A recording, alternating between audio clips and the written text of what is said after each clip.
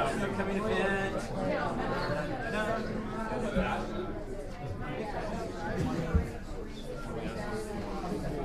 Here we go. Great job. I'm going to share this now, okay?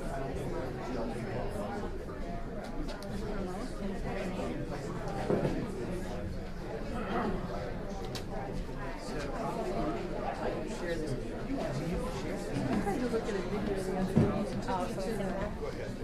Newspaper site, so I had to pay. I have a paid subscription We'll read the article.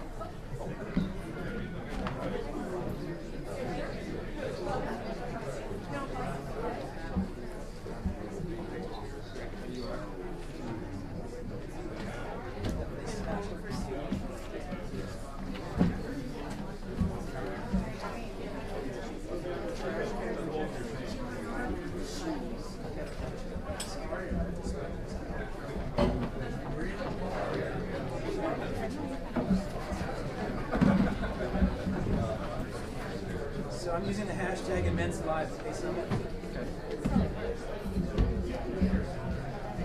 So Summit, huh? Josh, nice to meet you. I think we'll have a good time to sit down and talk today. It's definitely not my day for doing anything really, for whatever reason.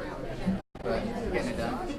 Huh? Scott, what is it that you do, man? Josh, Scott's from Charlotte. I'm an activist, organizer, union electrician, teacher, rabble-rouser.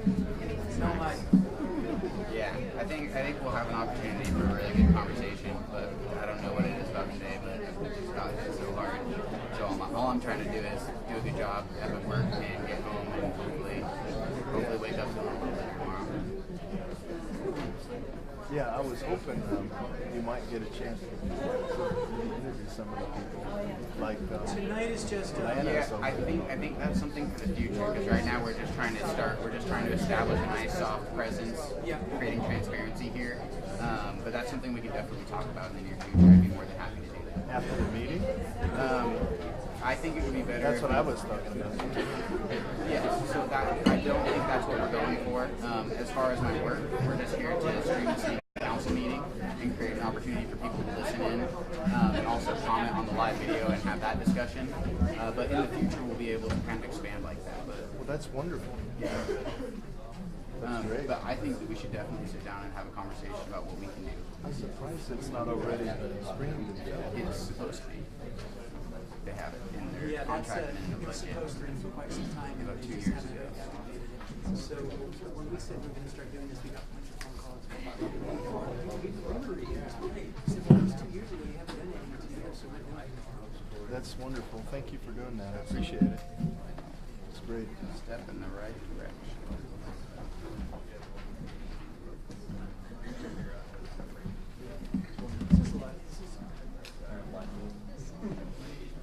Will it be archived on somewhere? It'll be on our website, it'll be on Facebook. You can pull this off anytime. Once the live is done, it'll record it, hold it on the server. We'll have every single one of these. We have a dedicated Facebook, our website page to every single one of these. So you can archive them. You can Okay, research before I start, I'm going to read. This meeting is being videotaped and it's live streaming on Facebook. Everybody knows that. So at this time, I'll call the meeting to order. Roll call of the council. Russ Brown. Present. Rosa Von Curtis. Present. Present. Tanner Elliott. Here. Linda Miller. Here. Mayor Lawrence. Here. Please join me in pledge of allegiance. I pledge allegiance to the flag of the United States of America and to the republic for which it stands, one nation under God, indivisible, with liberty and justice for all.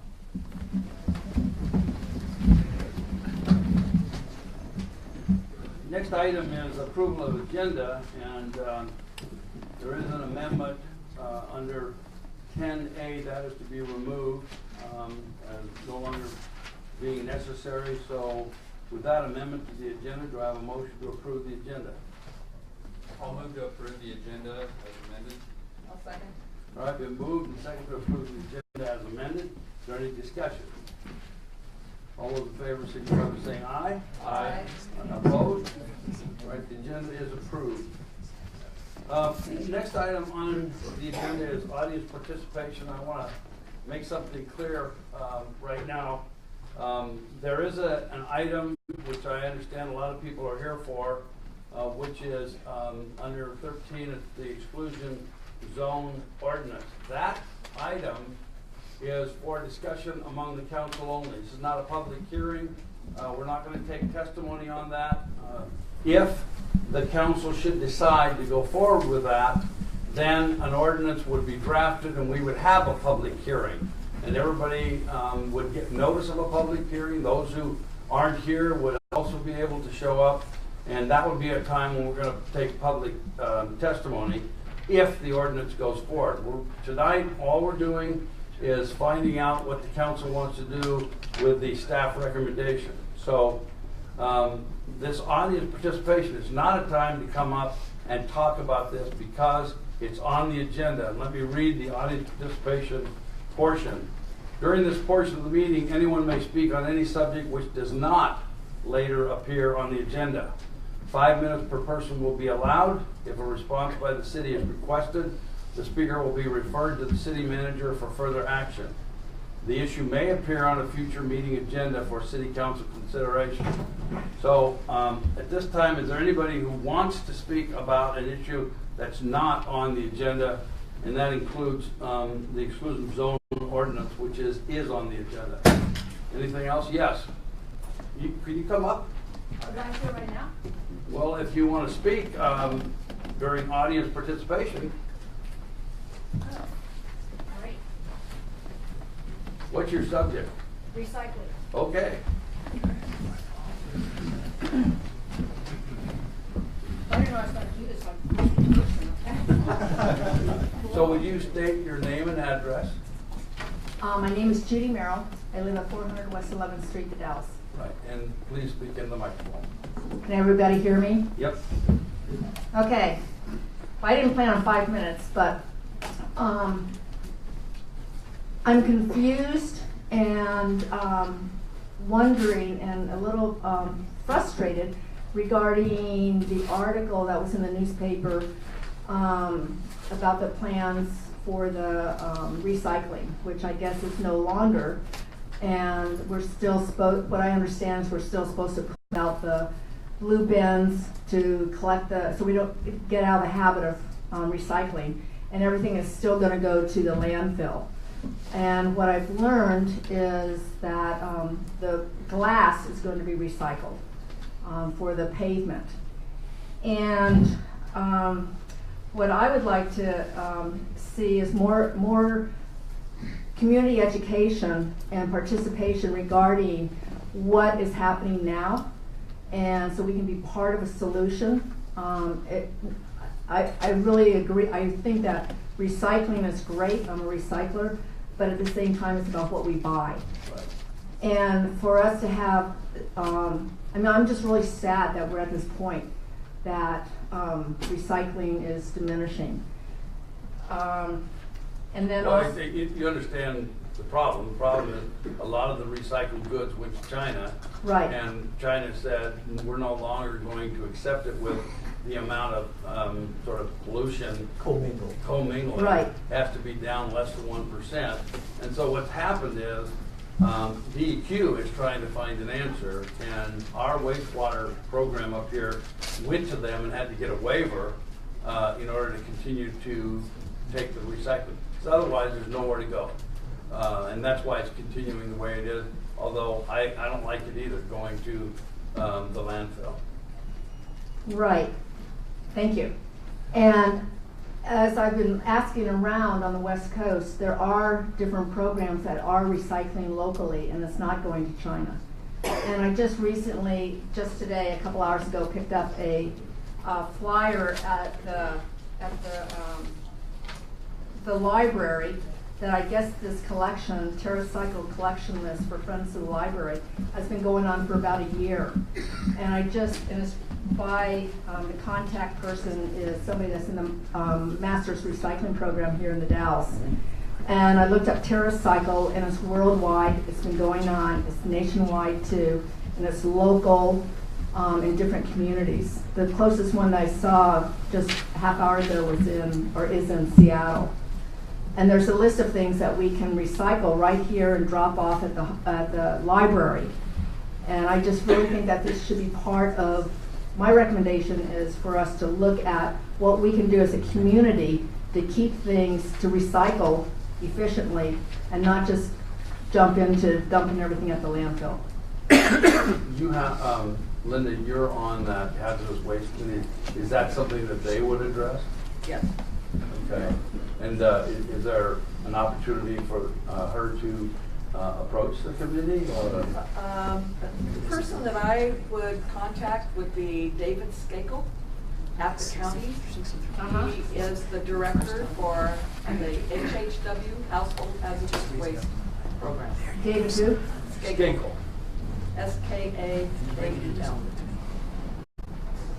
Well, what is Jim's role at the transfer station? He manages the transfer station.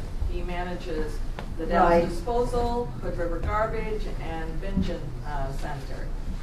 So I'm just wondering, so is there a committee or is there a person, Jim, in the city council, that was in the newspaper? That's what the Household Hazardous Waste Commission or committee is. Okay, so I should get a hold of that person? That is made up of a representative from the county of Hood River, the city of Hood River, city of the Dalles, county of the Dalles, Maupin, someone from Maupin. Well, is the goal for is there a goal to look into Well, that- options? That Or is it just commission, that commission is for hazardous waste that can't go into a landfill, this landfill here. right, And that's why they have those events once a quarter. Right. One in Hood River, one here, one in Maupin, mm-hmm, and one in Mosier, I believe. And what they collect, oh, and there's an agricultural event also. Those are items that can't go into landfill, but they also became very involved in recycling.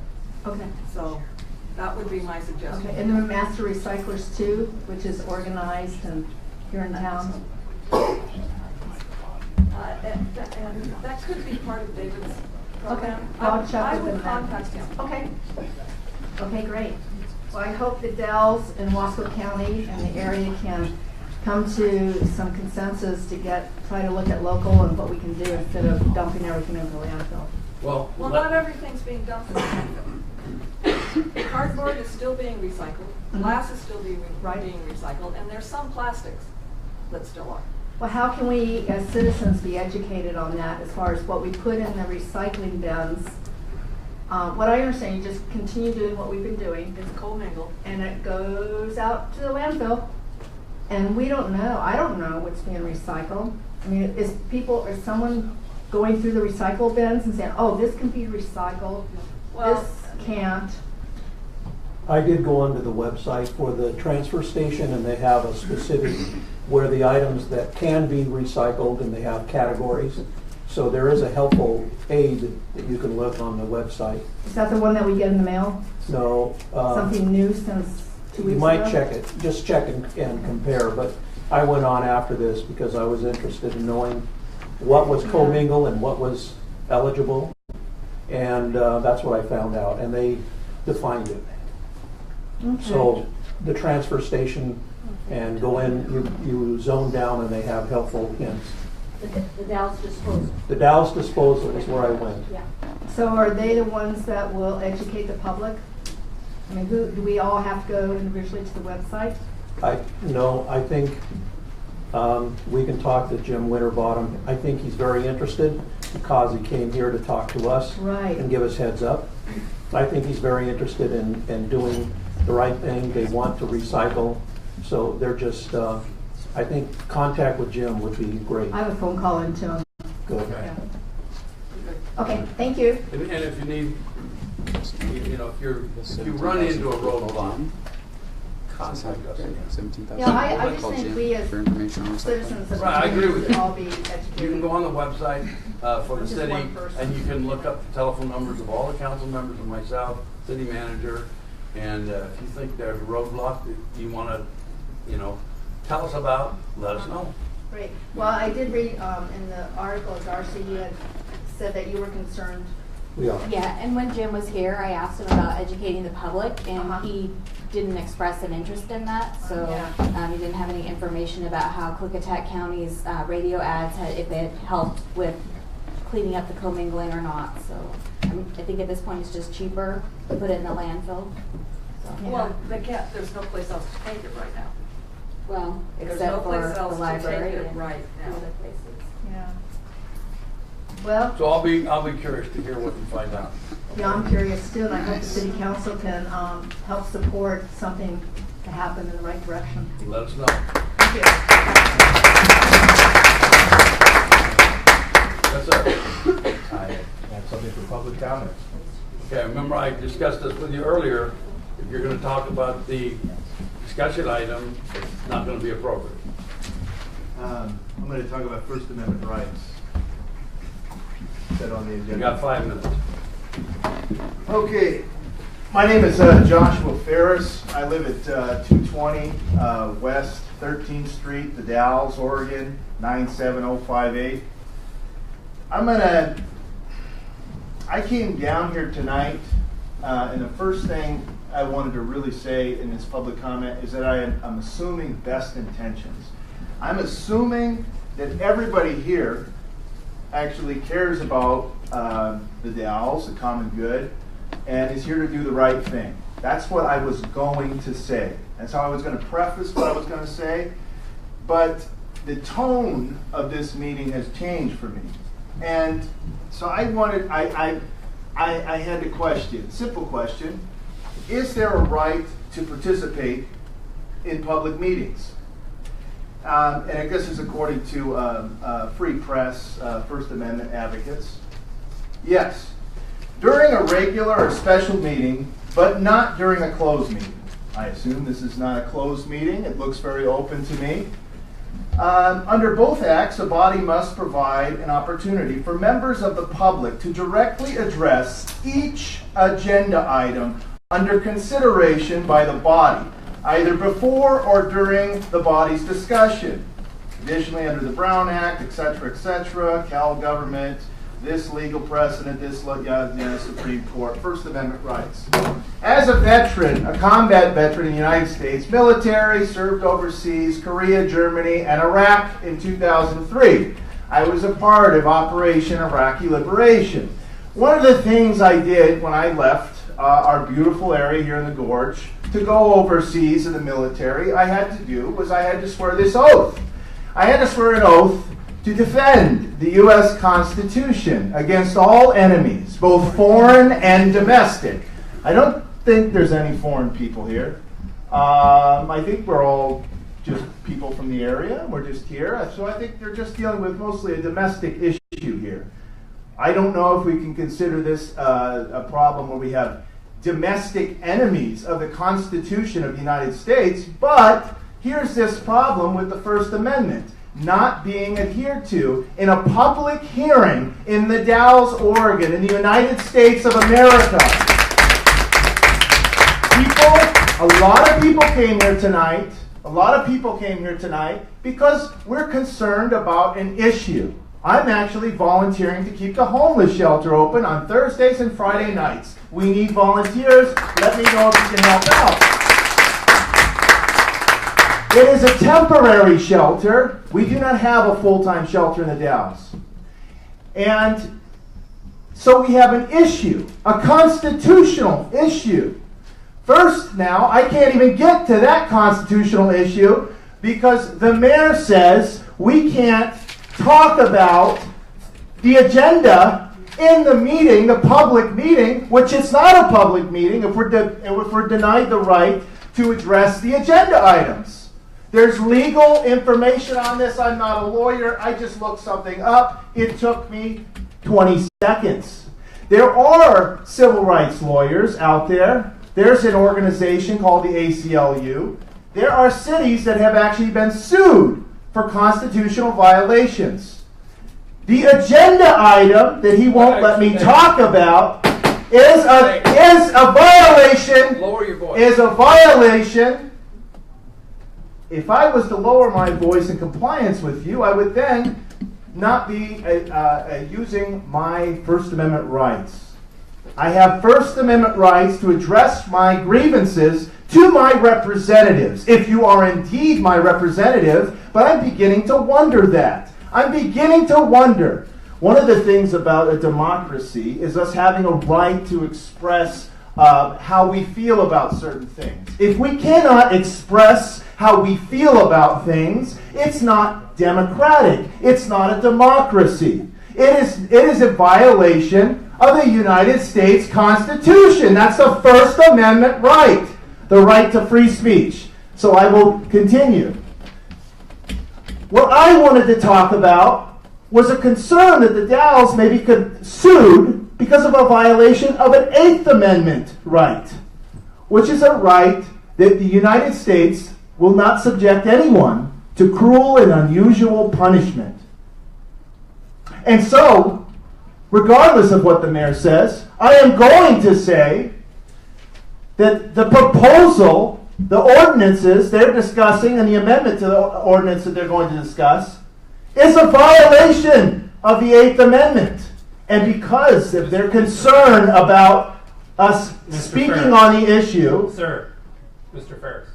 Just a moment, please. Thank you very much for your Just service. a moment, sir. Let me Sir, finish, please. Let me 5 minutes finish. up. Let me finish. No. I've already been interrupted twice. 5 minutes I up. need to finish my last You 20 are now seconds. talking about- You took seconds from me, and I need to have my full 5 minutes. Here's Full what. 5 minutes, Mayor. I will be disruptive. I'm gonna I have a have right to free speech. You have talked during my 5 minutes. You have not given me my full 5 minutes. I'm gonna ask I need to have my full 5 minutes, Mr. Mayor. You've had your 5 minutes. No, I have not. I have not had my 5 minutes. I'm gonna You ask- have interfered with my right to free speech. I'm gonna ask You you- have not allowed me to speak on what I came here to speak on. And you have interrupted me. Once, now twice. We have a rule. I have 20 seconds left. You have talked during my time. I had 5 minutes for public comment. Your own rules, If you which don't- I don't acknowledge this rule because it's a violation of the U.S. Constitution. If you don't leave now, Are you a terrorist? Are you somebody who means ill will to this country? Do you want to take my rights away? Because rights mean nothing if they're not respected by every human being in this country. If you take my rights away, if you take my Eighth Amendment rights, my First Amendment rights, any of my rights away, then you need to step down because you do not represent anyone in the Dalles or the United States of America. And that's what this comes down to. And the fact that you won't let us talk about this issue means that you don't want transparency, which means you know something's wrong. You know it. time is up. Thank you. Thank you. Anybody else? Under that. Yes.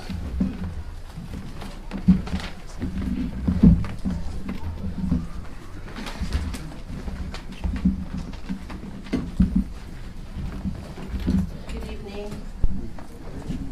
My name is Lana Jack. Greetings to all the councilors and to the community. There was a 4-part, I live at Solera, house number 3, the Dalles, Oregon. There was a 4-part article that went out in the paper. Did anybody read the article about the Lone Pine housing and the broken promises to the people? Since that time, a number of my community members have come to me and asked me to continue on with my work. I have not found that a very easy task at hand because I, like the people that I serve, we live in poverty. The first people of this land may be easily dismissed as mental drunks, homeless in our own territories. We're marginalized, we're stereotypically put in a place that is not very dignifying to us. But you see, we are a people who have survived genocide. So the articles, in fact, when they spoke to and addressed the housing issue of our people, no electricity, one common toilet, one spigot for water. This is how we've been made to live as a people for a very long time. And I'm just going to say it, this community has really not been friendly to us as a people. Amen. And so in being approached by some of my village people, whom I serve up and down this Columbia River, Lone Pine is only one site of villages where our people live. One site in 30 some other sites where people reside as Indian people in substandard housing. So not being able to meet the needs of our people through bringing services and goods as family, as I'm family to the people out here. And I would like to restore some of our dignity. And I would like to ask this community to help us. And I would ask in a way that on December 16th, because the people have come to me and said, Lana, we are a community of people that matter. Would you please hold your Christmas party so that we can come together as a community? I wasn't fully prepared for that at such short notice.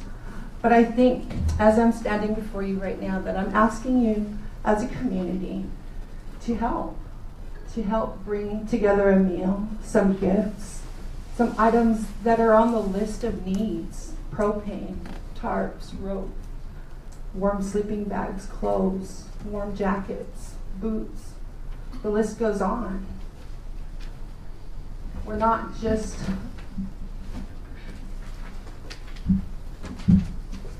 what they said we are in the paper. We are a people, and we deserve to be treated humanely and with dignity, irregardless of our economic status, irregardless of our humble homes. So on December 16th, from 4 to 8 o'clock at Columbia Gorge Community College, we are taking space and time to hold a Christmas party for the Columbia River Indians, and that's Columbia River Indians from, we'll call this Zone 6. Zone 6 is from the Bonneville Dam to the Umatilla Dam, and that's where our Indian people live as Columbia River Indians. So if anybody would like to contact me, you can write my phone number down. It is 541-965-1679. And I know that our families would appreciate changing the relationship that we have to this community, and I would like to be that bridge. So I thank you all. Okay, and because you read that into the record, when the minutes are produced, people can also go on our website, look at the minutes and get that number in case they couldn't write it down today. Okay? Certainly, certainly, and I thank you all. I thank you all. Also, Thanks, Lana.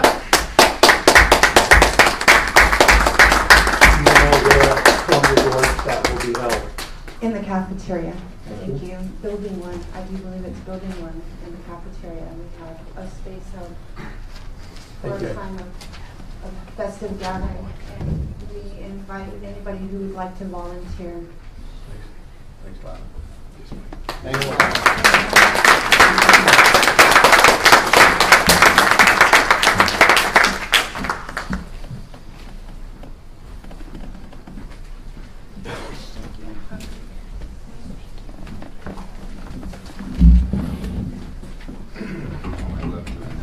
Mark Linebarger, 324 East 14th, Dalles, Oregon.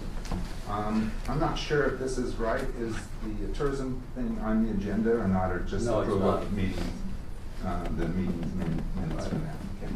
Well, I don't get the paper, so I was kind of like about a couple months behind this tourism thing. My understanding is that the council wants to take money from that was given to the chamber for tourism and bring No. it back No. No, what the council, first of all, we had an open meeting where we invited everybody, which was my view on this situation. I personally didn't get an invitation, but that's because I don't get. Hey, I thought you were here. Not last meeting. You didn't allow testimony. No, That was the here. the first meeting where we had the open discussion. Wasn't here. You were here. Yeah, you were. But anyway, the bottom line is, from the testimony. Well, maybe my dad was more wild than I thought he was, because I wasn't here. Mark, from the testimony, the main thing that came out of that is the counselors felt like a tourist advisory committee was something that needed to be done. And so the city manager is drafting up a proposal, we don't have it yet, for a tourist advisory committee. And at any decisions or recommendations on the issues like you just discussed, what money went where, whatever, how it be used, we're hoping would come from community members of the tourist industry, people on that committee from restaurants, from hotels, from travel agencies, from the chamber. I've never been approached, so Okay. this is something all new to me. The thing that I wanted to mention is that 20 years ago, we did something probably similar to this, and this is called Convention and Visitors Bureau. Julie, you were around. Were you around? You were, Mr. Tanner wasn't born. Yeah. Were you here in the Dalles then? No. Steve? You were? I was. You were? And you kind of know it got dissolved, right? And do you realize what it was dissolved to be? The reason for it? My understanding was it got dissolved by the chamber. It was subsumed into the chamber. No, it wasn't the chamber. It was the city that had it was a department of the city. The Convention and Visitors Bureau was an actual department of the city. Okay. But do you know why it no longer became and went back to the chamber? No. No. Does anybody remember? There was. How much? I would tell you that that's probably not why it dissolved, what you're thinking, but What was I thinking? I don't know, that's it. Well, because I was on the board, so my thinking is pretty straight. It was dissolved because you had a director who was, in my opinion, not good with the morals, personnel-wise, and also had a drinking problem, which I've witnessed. Also, because of a lack of financial responsibility, which we ended up spending more than what the budget was, and it came out of the city coffers, if I'm not mistaken.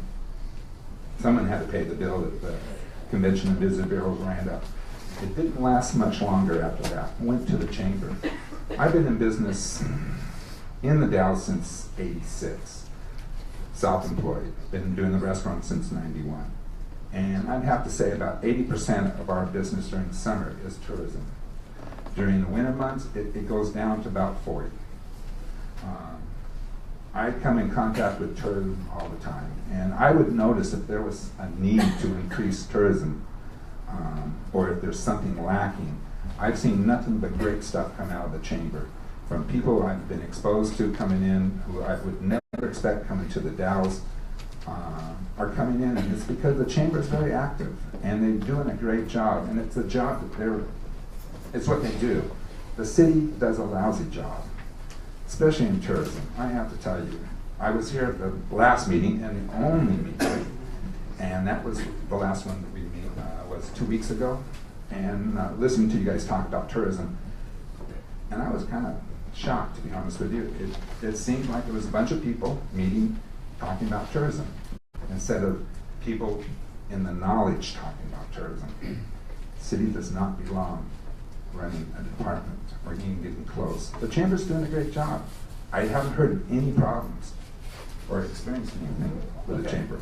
All right. So, you know, if you want to talk about what went wrong with the Convention and Visitors Bureau, I'd be more than happy to tell you, because before it went down, I made a meeting with the city manager. I think you scheduled a meeting. If I'm not, were you with the city manager at that time? Yeah. So we went in and talked to the city manager about the budget problems, and it was ignored. Nobody, or maybe it wasn't ignored. Maybe I didn't know what went on behind the back door, but nothing was addressed in it. When it all came down, it was a fiasco. So thank you for. So no questions about tourism or anything, because I'm here now. And Well, we're probably done. know more tourism than anyone sitting on this Your council. 5 minutes is dumb, Oh, but I figured as much. I'll be glad to talk to you. Yeah, you know where I'm at. I'm Okay, always sir. there 7 days a week. I didn't know.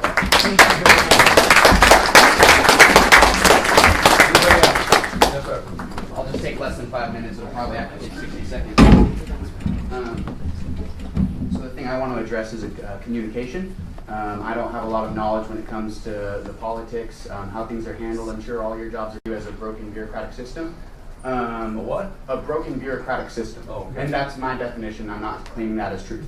But what I see and what frustrates me more than anything is seeing a bunch of adults, people who should have a collective of wisdom and ability to step outside their own egos to act for the greater good, especially when it comes to a city council meeting. Sir, sorry to interrupt. Oh, Can you sorry. state your name? Yes, I'm sorry. My name is Summit Storm Wayne Bohannon. I live at 2323 East 9th Street here in the Dalles, Oregon.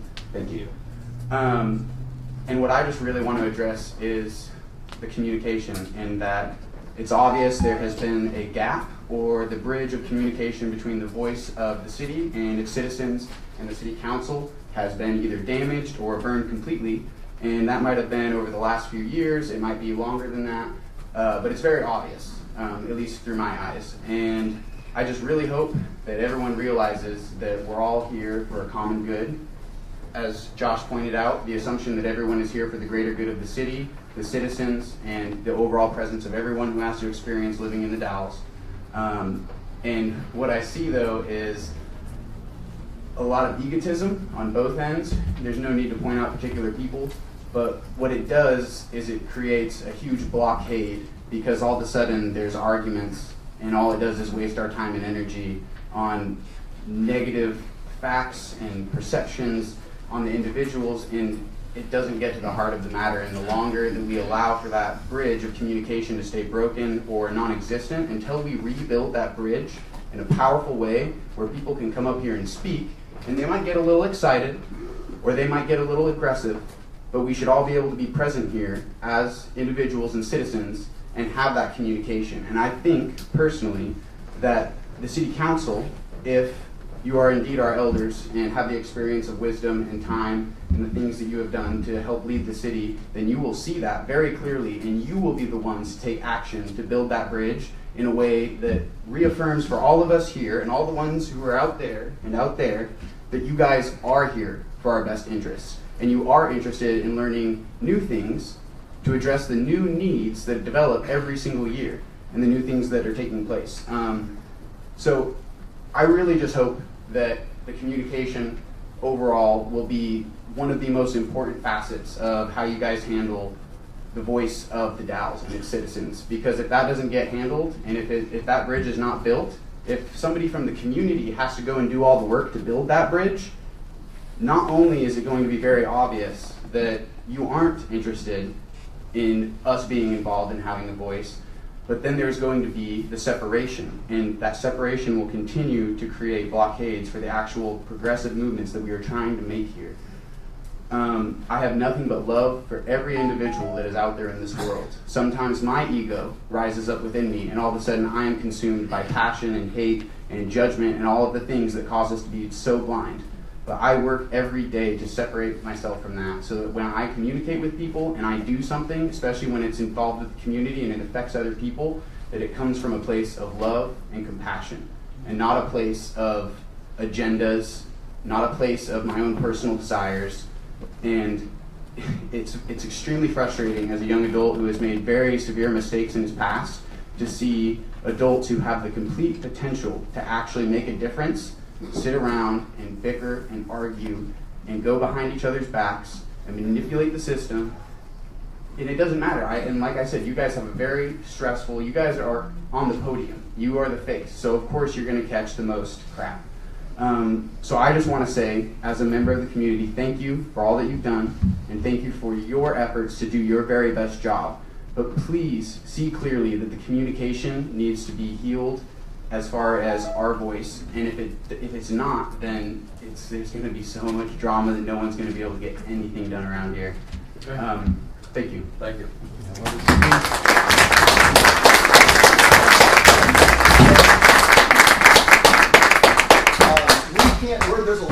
listening in the hall, the floor is very loud when anyone walks across it. We can't hear very well. It says that there's a live stream on Facebook, but we're unable to find it. Imagery.com, Immense Imagery Facebook. It's Or on the Dalles Chronicle. Okay, thank you. Yes, no problem. Dalles Chronicle or Immense Imagery. Thank you. Yeah, no problem. All right. Anybody else?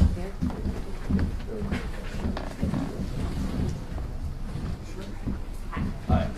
My name is Amber Rose O'Ryan. I am at 1750 West 10th Street here in the Dalles. And I have, I do want to make a statement on a separate issue, but first I'd like to start with a quick question just on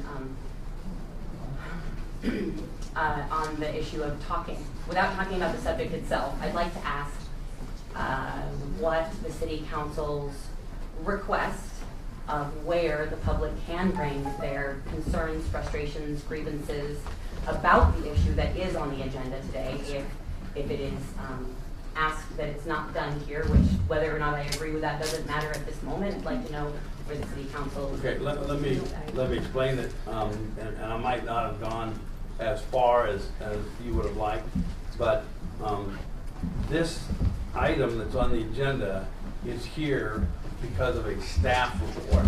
That means the staff produced something and wants the council to look at it. The council will decide whether or not they even want to go forward with it. The council will talk about, do they want to change it? So only if, after that discussion, the council says, yes, go ahead and draft a formal ordinance, will the process start. And at that time, the process has a requirement that the ordinance has to be read twice. There has to be a public hearing on the ordinance, at which point we will probably go somewhere else if it happens, because there's a lot of people. For instance, if I let everybody talk today, for instance, because it wasn't put out as a public hearing, all the people who didn't come wouldn't have their voices heard. So it's really important that if we're having a public hearing on an issue, we put it out there so everybody who wants to speak. There may be people in favor of this. There may be other people that are against it that weren't here. So that public hearing would occur, and people would be given time to talk.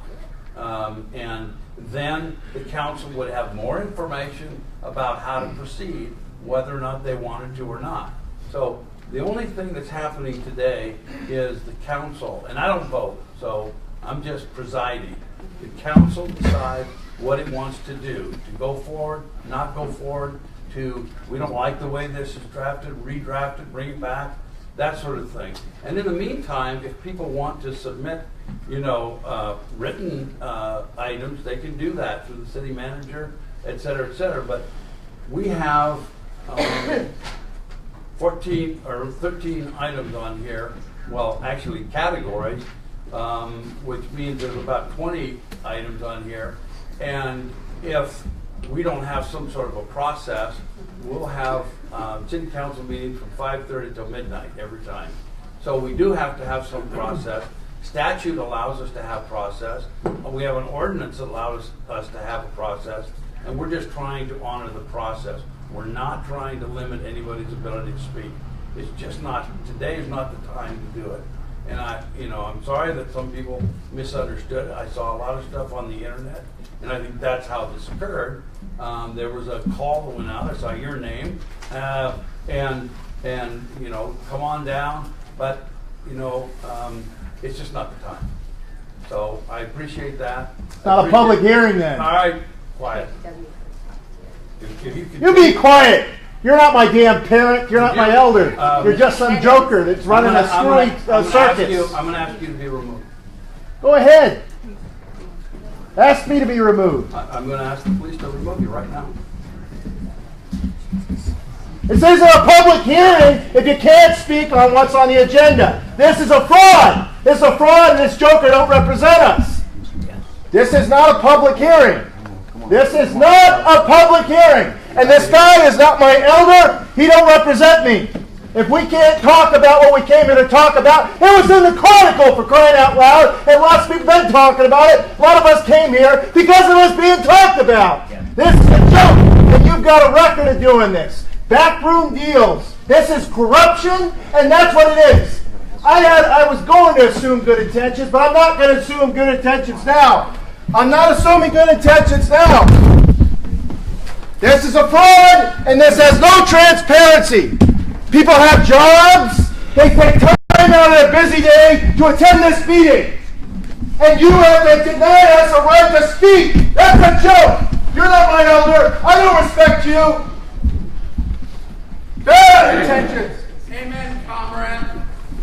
Okay, one of the things that our council rules say is that people will be courteous and will speak professionally and will address them the same way. So if that cannot happen, then...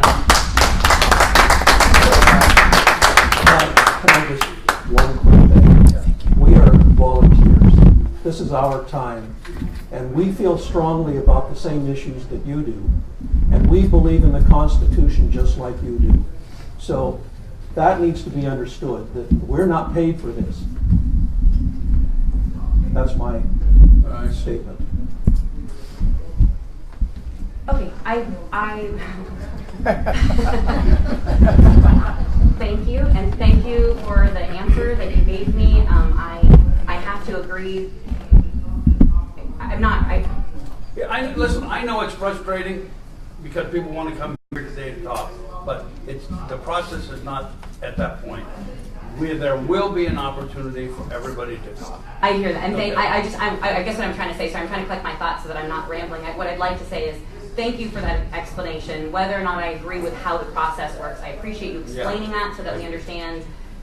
I don't always like the process either. I do agree. I do agree with the issues, with why this is how it is. I do agree with that, but I understand that that everybody is here with their time and their energy and trying to be productive. So. Well, the reason why I said at the beginning what the process was, so that if people, it's at the end of the agenda, people did not want to stay and listen, right. It's going to be another hour and a half, then they know that. They can always go, it's not only is now going to be live streamed, but we have a recording, and in terms of transparency, let's talk about that.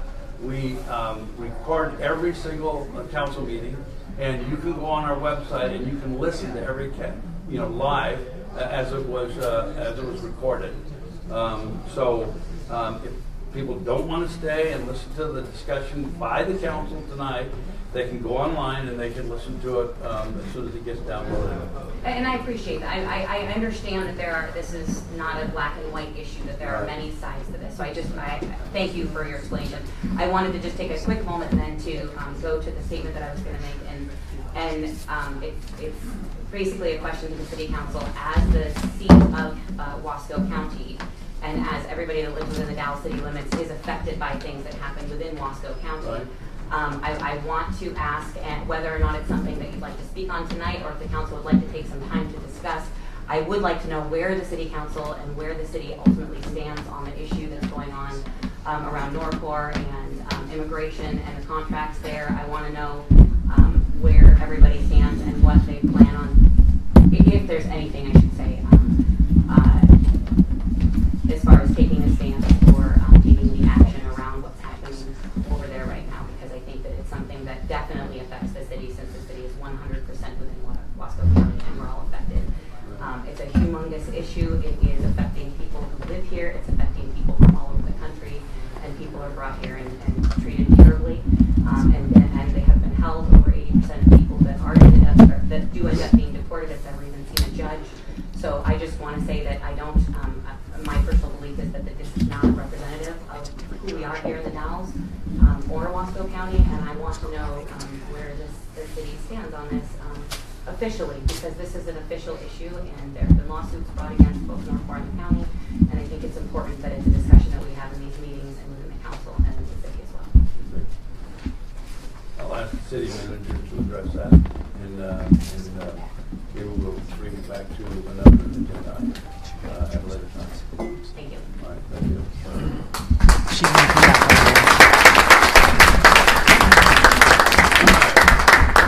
Anyone else? Okay. The next item on the agenda is the city manager report.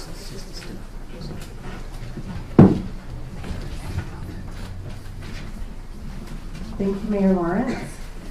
I cannot see who all is in the room. Is our planning director here this evening? Steve Harris? No. Did he have someone to introduce? Probably can't get in the door. Yeah.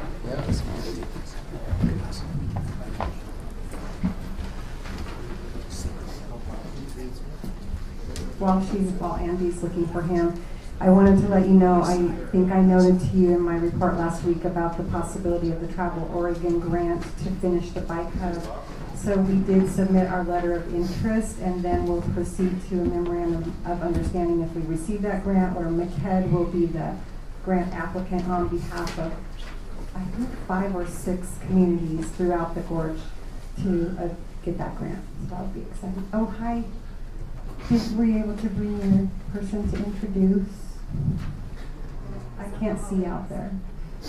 We have a new planner in the planning department. He can get in. I wanted him to be introduced. Sorry, volume is back up. Oh! Come in. We haven't even seen your face. Mr. Harris, would you like to do an introduction? Well, thank you for all coming out tonight for our new planner. This is Garrett McAllister. Garrett is a new planner in the planning department. He'll be working with project applicants. He comes to us by way of Missoula, Montana. He's a grad student finishing up his graduate work in planning, and we're happy to have him here for his first meeting.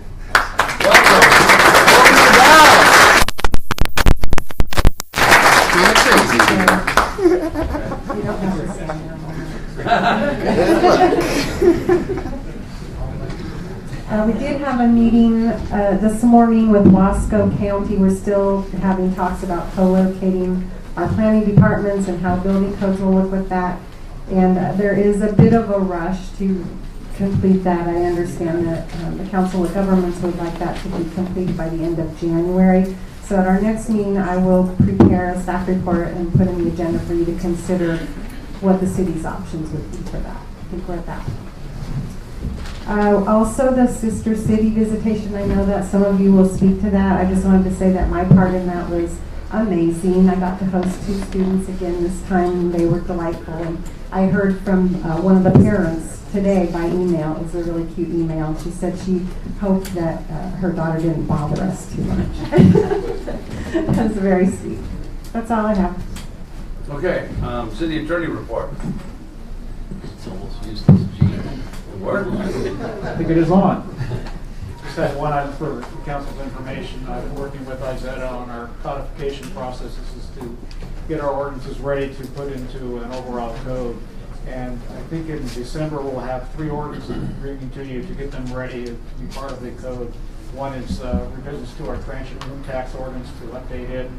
Another is a revision of our elections code that's pointed out by the company that works with us to make some changes, bring it up to date, and also our local contract review board, which is mostly just referencing the current ORS provisions. Our existing ordinance is outdated, so we need to get that cleaned up. So that's sort of the first step in the process that we see. And I think our plan is December at this point, I believe. To bring it to the council in December? Right. Okay. All right. Councilman Brown. I do have one thing that I find a little bit troubling, probably fairly minor in the grand scheme of things, but. Can you get a microphone? I don't think we'll be able to hear you. Microphone's useless. This microphone's never worked. They disconnected it when I was elected. Our city crews have been out trying to gather up the leaves and clear the catch basins, working extra shifts and everything, and every day or way too often I see private citizens and especially the landscape people blowing yard debris out into the street, which doesn't help the problem at all. Just kind of like people would give a little consideration to what happens when a catch basin plugs up and fills your basement full of rainwater. There have been announcements on the radio reminding people of that. Okay. It doesn't work. Well, maybe all these good people here can spread the word. Maybe that's why we're here. So I did participate in the Japanese exchange, and I had a young man stay at my house for 3 days, and that was a lot of fun. And then for the see you later party, the mayor and I were both there and accepted gifts on behalf of the city. You want to show them? Okay, I didn't know if you were going to do something at the end. Well, you can do that. I'll do this one. Okay. So you probably, I don't know if everybody knows, but the Japanese are really big on gifts, and it's very important. So the city council sent.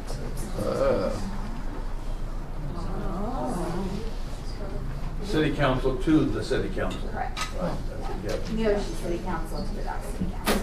And you've probably seen out in the hallway, but we have some of the gifts that we've received over the last 30 years out there. This exchange has been going on for a long time, thanks to the McFadden's.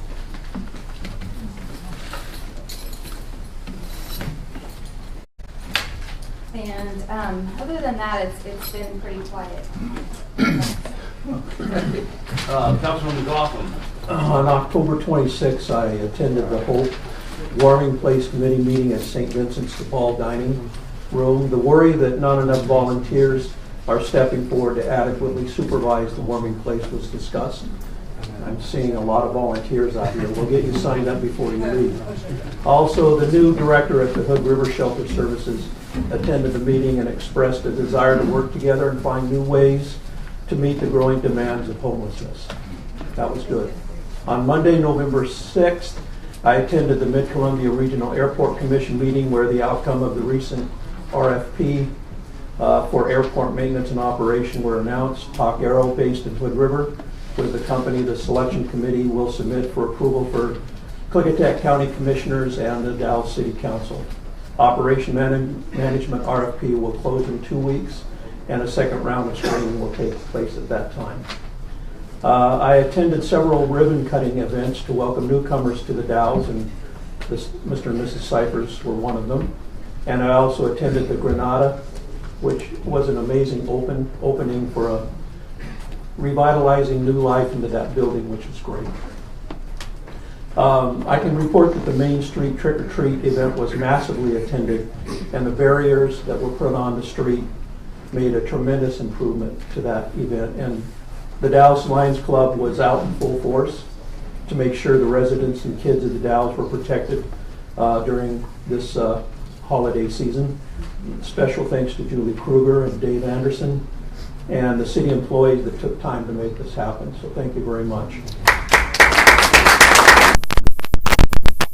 I had a meeting with Scott Baker last week to discuss the future plans for pickleball development, Judy, and in our city, and we'll interview with a University of Oregon grad student that is working on a new master plan for Parks and Recreation District.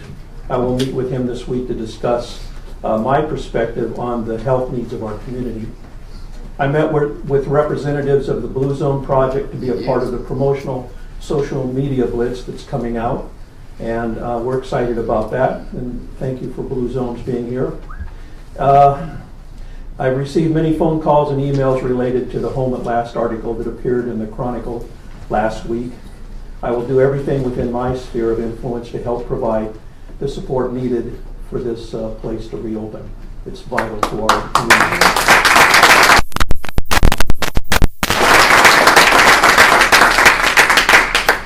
Mayor, that's my report. All right, Councilman Elliott. Tim, can I ask a question? The Blue Zone people, I wouldn't mind just seeing their faces. Do we have any? Are there any here? Are there any Blue Zones here? Not tonight. Okay, sorry. We'll ask them to start attending, though. I think it's important. You guys are a great program. Thank you. It is. I attended the last Q Life meeting. We welcomed our new board member, which is the manager of the PUD, Roger Klein. And I also attended the last urban renewal meeting, and Mr. Cleaves and Ms. Wilson has put together a little spreadsheet for us for the financials to really help us wrap our heads around where we're at and what we can do in the foreseeable future. Right. It's been very advantageous. Thank you very much. Councilwoman Miller. I attended the special meeting of the Household Hazardous Waste regarding recycling, and there was a representative from the DEQ, and they are really trying to get program back on track and hopefully finding solutions to what can be done with the recycling instead of just bringing it to the landfill. Attended the Urban Renewal Agency meeting that Councilor Elliott just spoke about.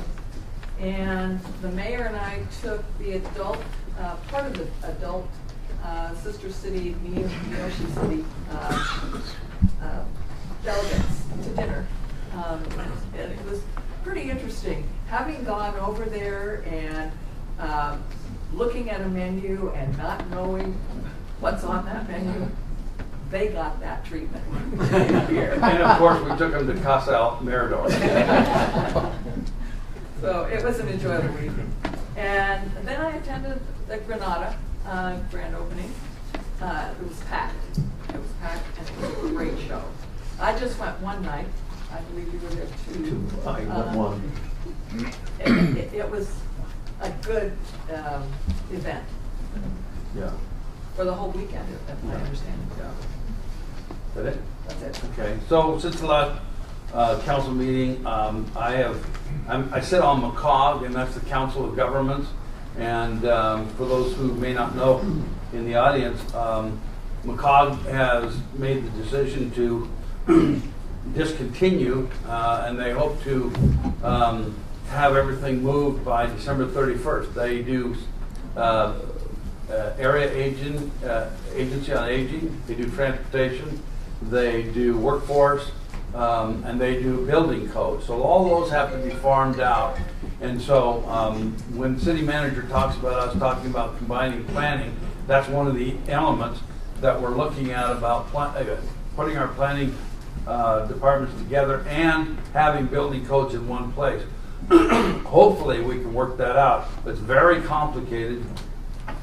I attended a hearing at the senior center, which was for seniors to ask questions of the state about what the process was to go through to find out who was going to take over the area agency on aging. Very complicated process, not easy, and there are 3 steps, and we've asked them to sort of make an exception so that we could get this done quicker, and I think that's being done. We'll have another meeting here soon, and I also attended the meeting this morning with the county, continuing to try to talk about our issues. I spoke before the Governmental Affairs Committee, which is a department of the Chamber, and the Rotary on the state of the city 2 different times. I, as well as everybody else who has heard about Home at Last, very concerned, so I went out and took a tour with some of the board members and staff people, and was very pleased to see that it's been cleaned up, it's been disinfected. They were down to about 7 cats and about a dozen dogs. And part of the reason is because they got Portland Humane Society to take a number of animals. But this is manageable at this point. But they need a stronger board.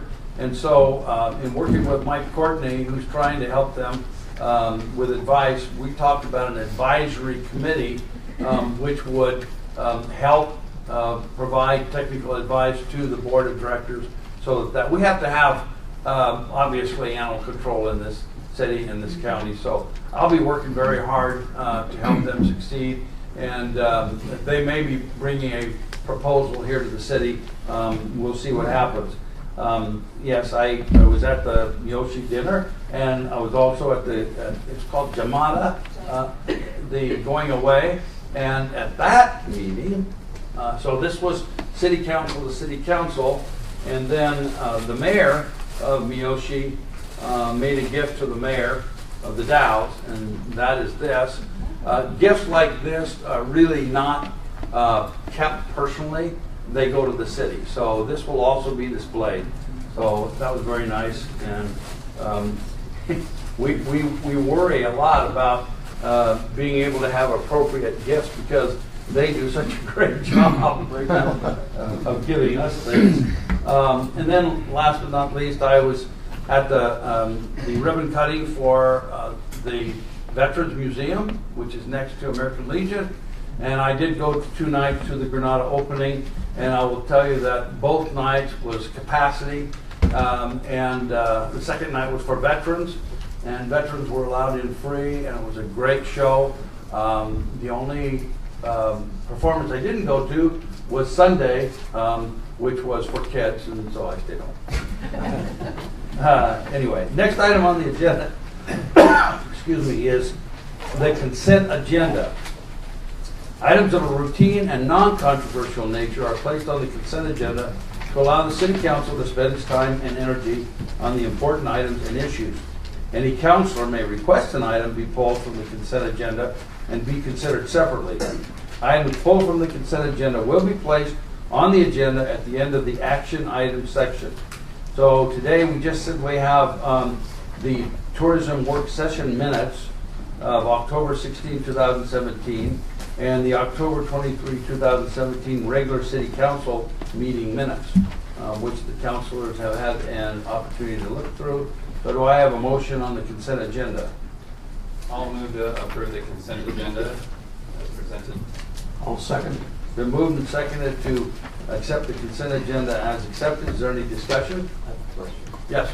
Can I vote on this even though I didn't attend the tourism work session? You can abstain. Robert's Rules of Order, so you can. What's your answer? Robert's Rules of Order, so that you can, just acknowledging that those are action minutes. Okay. Any other discussion?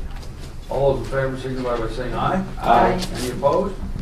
All right. So the next is a public hearing, and because the next item is a public hearing, it is resolution number 17-028, declaring the parcel of property located adjacent to 926 East Scenic Drive as surplus property. This is the time scheduled for a public hearing to receive testimony concerning whether real property described in Assessor's Map number 1, capital N, 13, capital E, 10, capital B, capital A, tax lot 7,000, which is adjacent to the property located at 926 East Scenic Drive, should be declared surplus property. First, a staff report will be presented. Following the staff report, I will ask those persons who wish to present testimony concerning the proposed declaration of the property as surplus property to come to the microphone, state their name and address, and present their testimony. All speakers are requested to be specific in their presentation and to focus their remarks upon the relevant issues raised by the proposed declaration of the property as surplus property. The issues to be addressed are whether there is any public purpose for the property or whether transfer of ownership of the property is in the public interest. So at this time, I'll open the public hearing and ask for the staff report. Is that the city attorney? Yes, it's Mayor Lawrence. The city was recently contacted by Mary Eddy, who owns the 2 parcels that make up the property that's at 926 East Scenic Drive, asking if the city would consider selling that piece of property to her. I contacted our Public Works Director and found that there are no city utilities on that vacant parcel and no future plans to place any public utilities on the parcel. The city acquired this property back in 1966 as a result of a lien foreclosure. Had the title since then. The property provides access to the 2 properties owned by Ms. Eddy, and it appears to be that property is undevelopable. Under our rules for surplus property, we scheduled a public hearing here to address the 2 criteria that the mayor mentioned. We gave notice to, in this case, Ms. Eddy, who owns all the properties adjacent to the vacant parcel. If the council finds that either of the 2 criteria that the mayor mentioned have been met, the council can adopt a resolution declaring the property surplus. Once that's been done, then we publish an ad in the Chronicle notifying people who might be interested in negotiating a purchase of the property, and giving them a timeline of, I believe it's 14 days from the publication to contact the city. Then they contact the city manager to negotiate. The first person to reach a deal with the city manager is entitled to have that deal brought to the council for their review. in this case, typically we ask that the person who makes the offer, they would pay for any title costs, title insurance costs, and any mapping and recording fees. The property, I don't know if we looked it up for our assessment. I did say, we did look up the current market value, so it's $400, so it's apparently a property that doesn't have very much value, except private property to Mazzetti. So Are there any questions of the city attorney? Report? Okay. So at this time, is there anyone who wishes to give testimony regarding this issue? Yes. A realtor is in the house. Huh?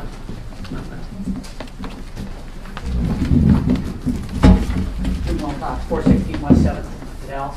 I would encourage the city council to follow the staff recommendation to declare this surplus. It was my experience when on city council we had a couple of parcels very similar to this that, as we all know, the city is one of the worst lot keepers in this community when we talk about abatement issues. And this would get another one off the list.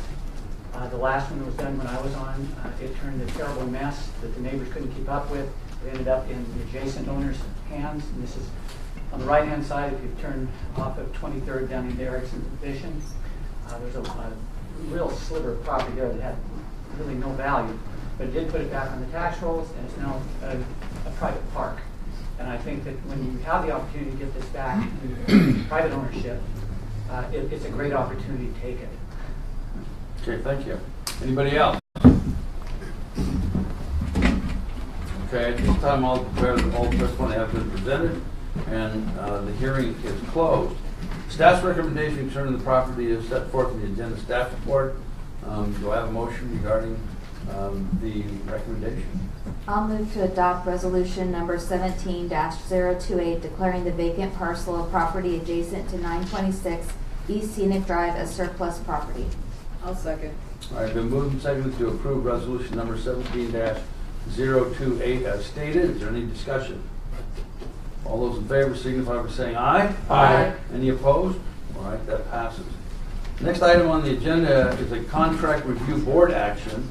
And A is contract number 2018-005, Columbia Gorge Regional Airport Manager. And who is reporting that? Okay. Matthew Cleaves, assistant to the city manager. Matthew Cleaves, for the benefit of everyone here, my name is Matthew Cleaves. I'm the assistant to the city manager.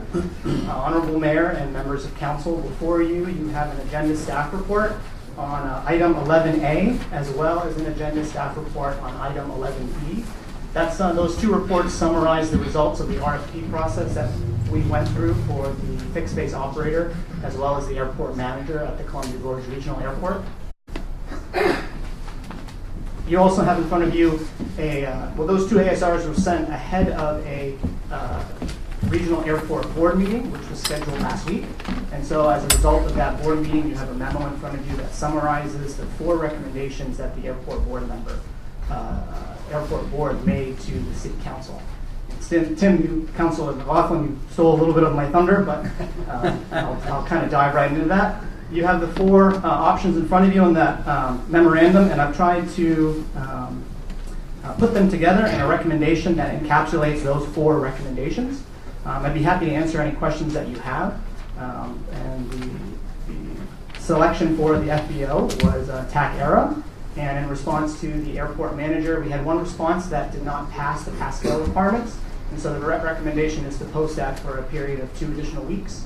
At the same time, explore options for a contract position. When would that start? 2 weeks? It would start as soon as possible. I believe we have to leave a couple days for the advertisement and notification of the RFP process to go out. We post it in the Chronicle as well as the Plan Center, and so that would be today's Monday, maybe Thursday. It would go out 2 weeks from that date. Okay. Any questions? All right. These should be handled separately, don't you think? Yes. So the first issue is the contract 2018-005. Your recommendation, well, you have 4, but your staff recommendation is to reject that 1 RFP response. Do I have a motion in that regard?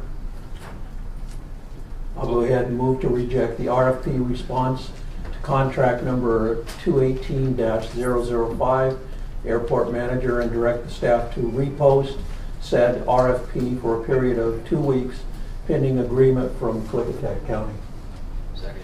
All right, been moved and seconded to follow the staff recommendation to reject the one RFP response and to direct staff to repost it for a period of 2 weeks pending agreement from Clickitat County. But I think Clickitat County's already agreed. They have. They've met and agreed. Okay. Any further discussion? All right, on that motion, all those in favor signify by saying aye. Aye. Any opposed? All right, that passes. Next item is contract number 2018-004. Motion? Go ahead, Jim. I don't have it up. I have to find it. Anyone? Yeah, it's in the supplemental. It's supplemental. That's, Yeah. I don't have it on here. The motion should be in the memo. It is. Negotiations with Hoodtech Corp, Aero, DBA, Tech Aero, under contract number 2018-004 to finalize a signed lease and agree upon scope of work. So part A. I'll second. Yeah, we have a motion and a second to award contract number 2018004 as stated. Is there any discussion? All those in favor signify by saying aye. Aye. Any opposed? All right, that's approved. Next item is... Mr. Mayor, just a point of clarification, if I may ask. There was a recommendation to explore a contract position while that RFP was posted for 2 weeks. If there are no responses to that RFP, it gives us another option essentially going forward for an airport manager. Okay. What's the other option? That was the subpart B to that. Yes, part of the rejection of the contract number 2018-005. Apologize for any confusion there. Okay, so I'm going to amend that motion. That motion's already been passed, so I would just make a new motion. The maker of the motion can amend. Oh, okay. It's dispensed. Make a new motion. Alrighty, I'll move to reject one RFP response to contract number 2018-005 airport manager. Direct staff to repost said RFP for a period of 2 weeks and explore the process and options for hiring a contract employee if no acceptable response are received to the airport manager RFP. Second. All right. It's been moved and seconded to go ahead and accept the recommendation from staff. Yeah, I think actually the first motion was to already reject the RFP. Right, correct. Proceed with the posting. I think the new motion would just be for the part. The contract position. Authorizing the contract position. You've already taken the first 2 steps, so I don't think you need to restate that in your motion. Just restate the third part.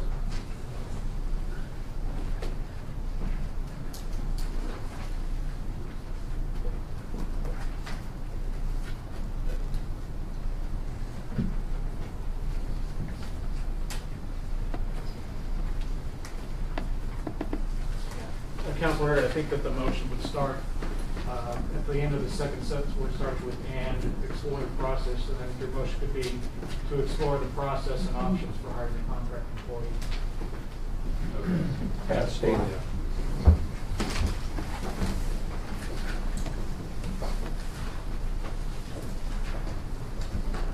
Okay, so we will, I'll move to explore options for the contract manager scenario. Anything else that needs to be added to that?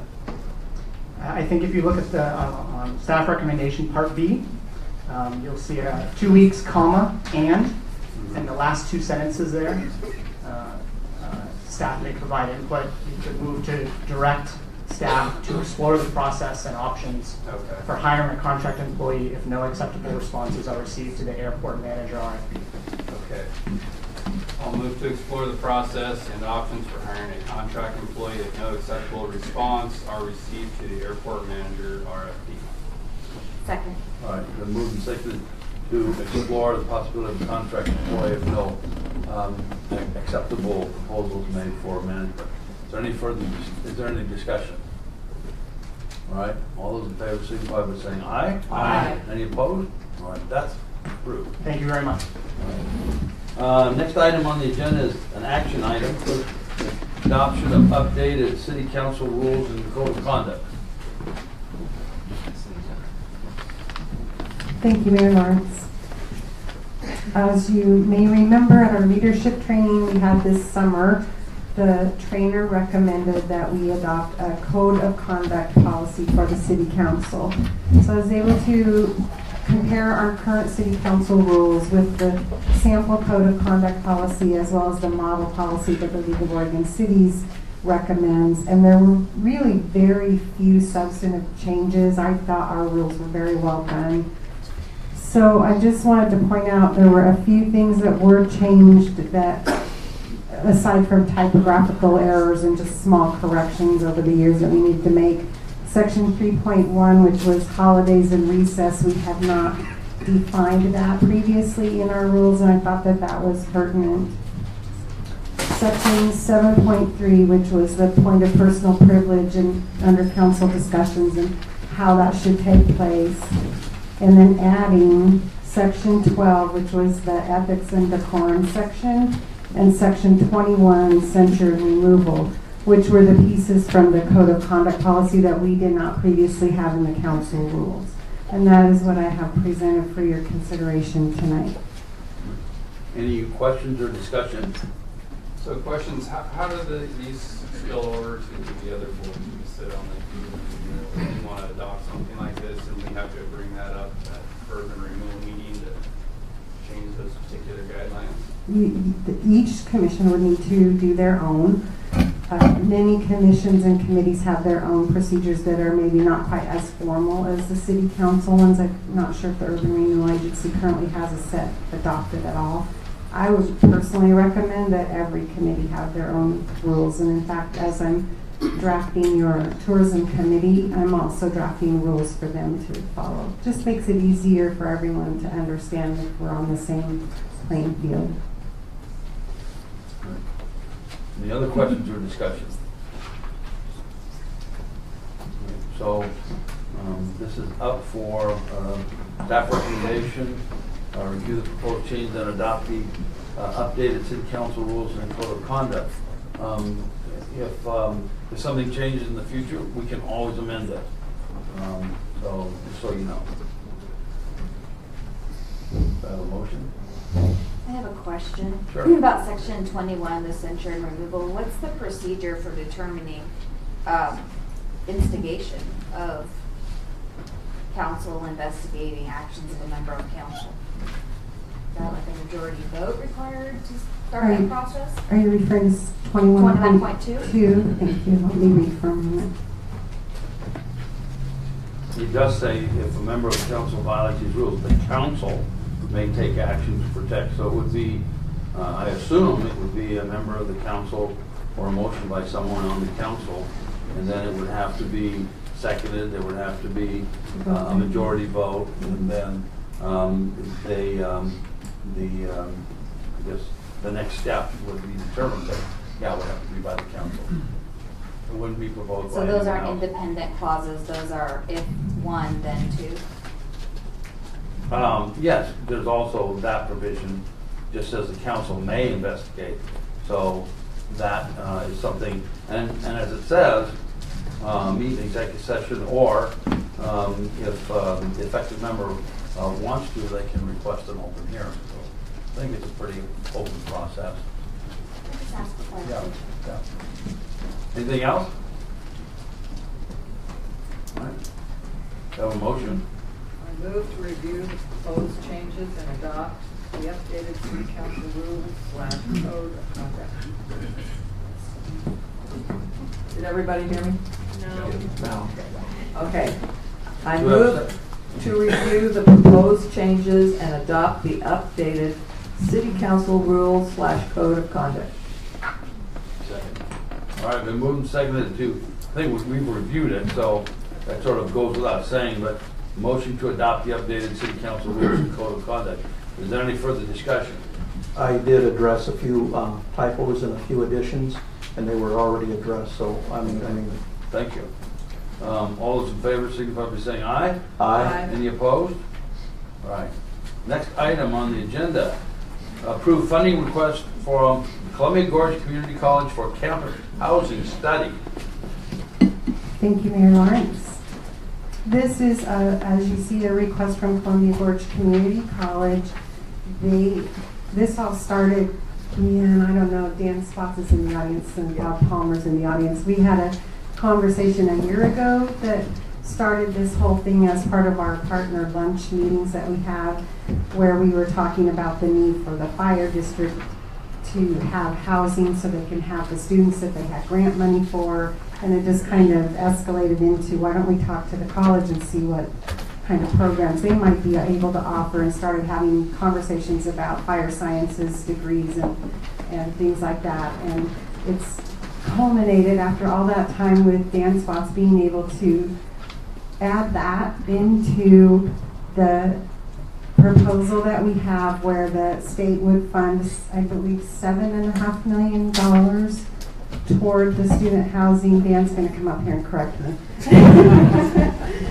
And that part of that housing cost would be part of the match from our community, which we did not have that identified previously. And so they're asking for very small comparative assistance from the city of $30,000 to complete that housing study, which puts us on our way to getting that put in place for this community. And I was actually pretty excited about this funding request because it does meet the council goals. It meets the vision of the city toward economic development and education and jobs for our community. And housing. So, and housing, it kind of hits on every single thing that's been identified as goals of the city.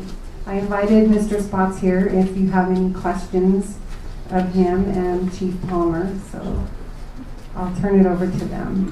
Thank you. Thank you, Honorable Mayor and members of the council. It's a privilege to be here. Thank you, City Manager Kruger, for this opportunity. Bob Palmer is here to answer questions regarding the fire district. I also would like to introduce Lori Ufford as the interim president of Columbia Gorge Community College. Right back there. Welcome. As Julie mentioned, we have a $7.3 million allocation from the state to build a workforce skills center on campus. We have permission from the State Department of Justice to use investment in campus housing as the required match for that skills center. Before we go down the road of campus housing, we know there's a need for it. We don't know how great a need there is. So we need a market study. Many of the issues that have been discussed tonight, I think, would help inform such a study with the provision that these are students at the college. We know that students have to live in their cars sometimes to attend class. That's been an ongoing concern. And we could probably cite half a dozen examples of that. We have nursing students we have to turn away because they have no place to live in the Dalles. Chief Palmer has students that he can speak to facing some of the same challenges. But how many units and what configuration do we need childcare? If so, how would we possibly support that? Do we need a food pantry? Do we need other support services? But the primary issue right now is how many units of housing, what configuration, is it multifamily, is it single student? We don't know that information. And until we do, we don't know what level of investment we can put into housing, whether we can support it with a business model. And we need a supportable business model to go forward. Once we have that information, we can take whatever the level of investment in housing we identify through this market study and put that toward the skill center and match that. So that's kind of the gist of this. It gets a little bit complicated, but that's the big question right now. Our request to the enterprise zone partners would be for $30,000 to provide the funds for that market feasibility analysis. Thank you. Chief Palmer, I'd like to hear from you how that would possibly affect your program. Well, currently we have a grant through FEMA for student volunteers, and the problem that we're running into is from an EMS perspective, typically right now a lot of the students will come and they want to get their paramedic training. We've also had some that are interested in fire science. In order to do that, they move out of town. Because there's not a program here for that.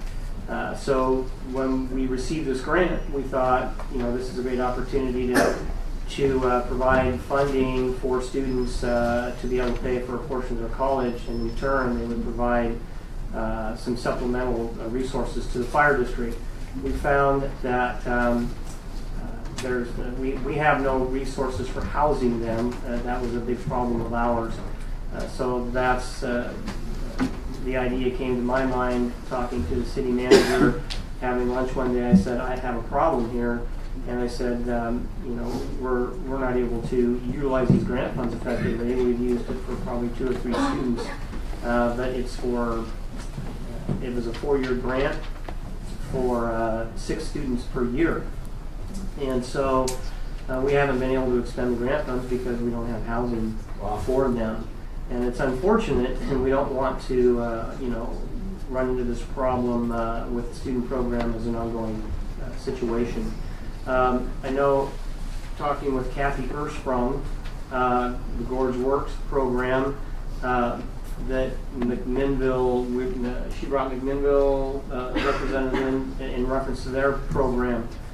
And same thing was actually brought out, that housing is a huge issue in this area as far as rentals and things like that. It's just not available. And so it creates a real hardship for students. And so that's why we got Dan involved, and he has some great ideas as well. So this really is a great partnership if we could get it moving forward. Okay. Any questions? Yes. Go ahead. Yes.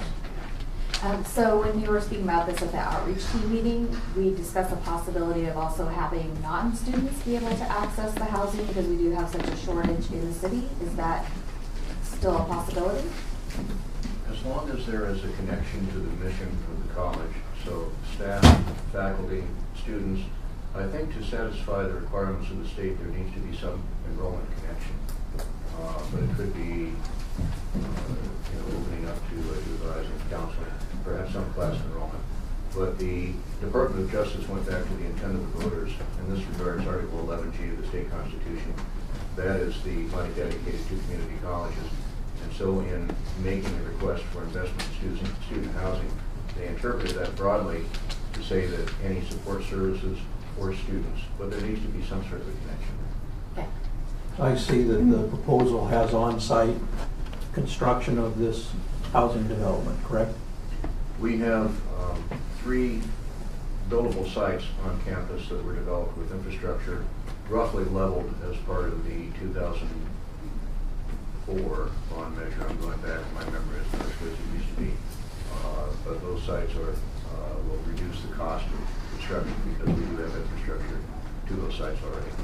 Excellent. And the new tower that's on site for the fire department, would that be a training site if this were to happen? Yeah, yes, it very well could be. In partnering up with the college and whatnot, we've had that discussion, Dan and I. And so if there were a fire science program that were to come into this area, then we have that site to be able to use for training purposes. So you're pretty close, though, to completing the tower, aren't you? We're almost done. We're It's going to have a long, drawn-out ribbon cutting? process. We really need to. Are we going to have an We can, event, certainly. ribbon cutting? That would be the plan. Okay. Let us know. Yeah, we're finalizing the tower erection process. It's almost done. We have yet to get some electricity to it. That became a little bit of a challenge. And so we're working through that process as well. Once we get that done, we should be ready to cut the ribbon. And you have resubmitted a request for an ISO evaluation? We've already had our evaluation. Oh, we have? Okay. And we're waiting for the results. So we're probably, I like to give timelines, but I'm not going to give you any timeline. I did get a call from David Hyland from ISO, and he said he's working on it diligently, and he'll get us the information as soon as he can. So ISO, just for everybody's information, is an insurance-based program where they evaluate fire departments to see how they are in terms of the needs of the community. So it's a rating, and it's always very important. Honorable Mayor, I'd like to return to Councilor Long Curtis's question. Yes. One issue that I do intend to discuss with the state, in this regards, summer housing on campus. Particularly seasonal farm workers, and also a request we have from Clickatack County Economic Development. Richard Foster was unable to attend tonight unless he is out there somewhere. I haven't seen Richard. And, we have wildland firefighters actually camping on the ground over at Dallesport these days, and Richard had approached us, very similar request. And we've asked them about the travel distance from the Dalles campus to Dallasport. Would that create a problem?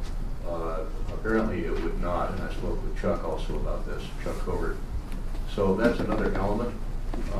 But again, I have to have, that's a fine point of interpretation with the Department of Justice, and I need to ask that question next. This is in support of student housing. It's summer, seasonal housing that would support the business model. Will you allow that? Right. I don't know that yet. Okay. All right. Any other comments or questions? This is certainly a worthwhile project. And Bring it closer to your mouth. Let's make a difference. This project's worthwhile, very worthwhile, but and it's clearly important to you and Mr. Baldwin and probably a lot of other people as well. And I guess the only problem I have with it is the drawdown of our contingency fund. And we've had a couple other requests in the last few months that we've turned down because they're not budgeted, and we have a process for doling out grant money. And I think I don't think that's the appropriate use of the city's contingency money. I think that money's there in case we have a disaster of our own. We'll have money enough to take care of it. I just, like I said, I think it's a worthwhile project. Our contingency fund is not where it was agreed that it should be, and so I'm not going to be able to support your request. But like I said, I think it's a worthwhile project. I just like to see it come through the process that we set up to deal with these grants. To expound on that, like, what's your time sensitivity? I mean, can you wait for our January request? We need to be able to provide College Board with direction as to whether we have the capacity to undertake the housing study fairly quickly. Going at it from a different direction, we have to provide demonstration of match for the skill center by January of 2019. But to get to that point, we need the data to determine how many units of housing we can support on campus. And so that kind of puts that clock back quite a bit further. We are engaging right now in an analysis of unmet skill sets in the area. We're conducting site surveys of companies throughout the Columbia Gorge to see what type of programming we might be able to put and should put in that skill center. So those two things have to proceed in parallel. We need to provide data to determine the scope of housing, and if we wait too long, then we miss that window. Once the state bonds would be sold in the spring of 2019, once that happens, there's a clock that starts ticking, and you have to backtrack from that to the architectural engineering component. The planning process, we need to go before the City Planning Commission in the spring, because this would require a conditional use permit. So there are a lot of bits and pieces that have to come together in sequence. To your point about the city contingency, we are making the request of the enterprise zone. So we see there to be a direct connection here between economic development and the enterprise partners using funds that kind of support what we're talking about here, job creation, and the housing to support that job creation. I have a question. Do we have the capacity within our budget with the enterprise zone monies to meet this request? Thank you for that question. Our finance director is here. If you have more specific questions, I would just say that through our budget process, the enterprise zone funds that we collected were placed into the general fund as general revenue to be part of use for all the city departments and everything that was budgeted for. I don't see this request as the same I see as a nonprofit request for funding. This is for me a partnership, the perfect partnership with two of our partners to move forward to advance our goals and the vision of the city. So I view it differently. Would you like Angie to give you some specific information about the current revenues or expenditures without helping your decision making? Please, just give us. We have the capacity then within our budget with the enterprise to meet this request. I feel that currently we do. We are coming to the end of our audit process, and we we are coming to the end of our audit process. Our beginning fund revenue will be a little bit higher than anticipated. So we do have that extra revenue. So we'll be able to meet. Then I have a statement of support that I'd like to make, that as an old educator and seeing the relationships formed with partnerships with local entities like the fire department and the school are wonderful ways, and it provides an educational path for kids. I'm in full support based on what I just heard. I have another question of Angie. You say we're going to have additional funds coming into the general fund, and will that allow our contingency fund to get to the 10% that we agreed is a safe level for it to be at, which we haven't been at for what, a couple of years? So at the end of our audit, we should have more anticipated revenue in our beginning fund balance.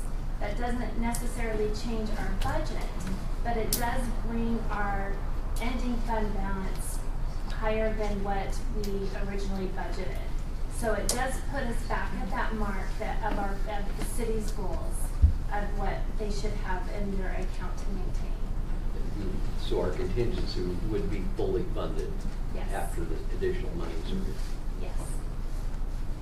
And is that the marijuana tax and the Google, No, or what that has is it? nothing to do with the marijuana tax. It actually is when we came into the budget year, we anticipate how much revenue we'll be getting in, how much expenditures we're going to be spending, and we anticipated that our revenue was going to be actually substantially lower at our beginning fund balance than what it actually is going to be. We're not at the end of the audit completely, but I do anticipate that it is going to be higher than what we anticipated. I think I remember the discussion during budget about being very conservative in estimating our income, and then we budgeted within that conservative estimate. And so we've done better than that, and so, okay. Is everybody clear on that? So question, this might be for Mr. Cleet. So we recently completed a housing study. Could we potentially reach out to these people and see if maybe they have some members that could assist with this situation without having to cost $30,000? I'm not sure. I most likely want to confer with the planning director as well.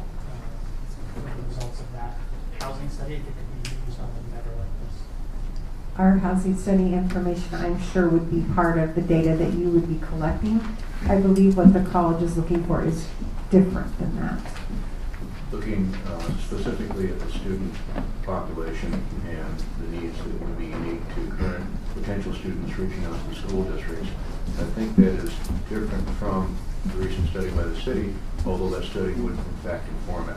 We've advised potential consultants out there of the presence of these other studies, and that would be part of our scope of work, that they do reach out and identify other work that's already been done, and also identify any other developments that may be underway now, so that we have a very clear picture of what the market is in the area.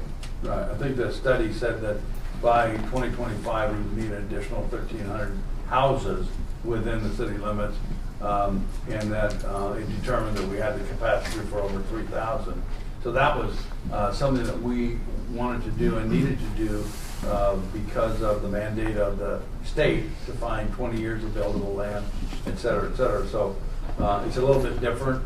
It didn't take into consideration the student issue, but hopefully that information would be helpful, and maybe it'll reduce the cost. Who knows? It could be. We would go out to bid on this. The 30,000 figure that I have is an estimate. Okay.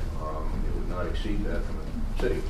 But you may do better. We may do better, and we would certainly pass that along. Okay. 20,000 is going to be 20,000. Okay. I hope it is. Normally, I would support Councilor Brown's feelings on the contingency issue. But hearing from the finance director that we are going to end up with more funds, I do support this. Any other discussion? Do we have a motion? So this is going to be a cost not to exceed, and we will only be spending the money based on what the the RFP that you get back. That would be correct, and I would be taking this to the college board tomorrow for their approval as well, sir. I recommend the council approve this request because this contribution could lead to millions of dollars in economic development and enhance education and jobs for our community and fits with the city's vision, goals and plans. I second that. All right, been moved and seconded to approve the request for funding as stated. Any further discussion? All those in favor signify by saying aye. Aye. Any opposed? Aye. All right. One opposed. The motion passes. Next item on the agenda, exclusion zone ordinance proposal, which is again a staff proposal, and this is for council discussion. Anyone want to begin the discussion? Do you want to make a report? I don't think there's really anything to add to my written report unless you have some specific questions. As you get to the end where you're working through what you want to do, I did want to also ask that you give direction, as one of the points that I made was to have a meeting with the municipal court judge and discuss whether we could update or create some new court models to assist with some extra services. So that would also be a question that I had. And then what you talked about earlier, Mr. Mayor, about the next steps and how you want to approach that. Also, Chief Ashmore is in the audience if you have specific questions of him during your discussion. Thank you. Julie, I have a question. So this was instigated by, because you did a staff report, so what caused you to do the staff report? Thank you. That is also in the staff report. As you know, Councilor McLaughlin has convened quite a large group of community members, and I'm sure he'll speak to that tonight. And part of what we came out of that series of meetings was what can the city do as a city government and what is our role. And so we kind of went through a list of, I think, 10 or 12 items, the Councilor McLaughlin, Chief Ashmore, and myself, and said, here's the things we think that the city can do just as government to protect our citizens and meet the goals of this city again. And then other things that we can help other groups do or other entities do, including, for instance, the court thing that I talked about. So it started with Councilor McLaughlin's committee meetings and all those discussions, and then it became a discussion just among the three of us as to what can we do. I know Chief Ashmore had a lot of concerns over, especially last summer, I think, trying to enforce some rules to. I'll let you talk about that part. Mayor Lawrence and City Council. First of all, I want to clarify that I think large majority of our homeless people are good people. And there is, in every population, there's a criminal element. And in this case, I would say no more than 5 to 6 people that we're talking about that just keep re-offending. And sometimes they're minor offenses, sometimes they're serious offenses, but it's the same people over and over and over. And if you talk to the homeless people, a lot of them are afraid too, because there has been a change in the dynamics of the homeless population here. There's a lot of people that have come here that aren't from here. Some of our homeless people that call this the Dalles home, that have been here for a long time, are afraid too. So in our conversations, what I've asked for from you and from the city manager is some direction and for some tools, some enforcement tools that assist us in enforcing the laws we have in the books. They just don't work for us. So what I'm asking for is some direction and some thought to this exclusion zone. Again, would probably only affect, I'm going to tell you, no more than 6 people. And it's not just homeless people, it would be anybody that offends. So it's not like there's a checklist that you have to be homeless to be excluded. I do think that it'll probably be just 4 or 5 people that are affected, but otherwise, I think the larger majority of the homeless population aren't affected by this exclusion at all. The direction of the initial summits that we put together was it was complaint driven, and there was citizens that were concerned because of activities around their homes, and they were afraid. They were afraid to come out during the day, and no one in the Dalles should be afraid to be out on the streets. So basically we organized summits to gather information and bring people together. It was highly effective because we listened.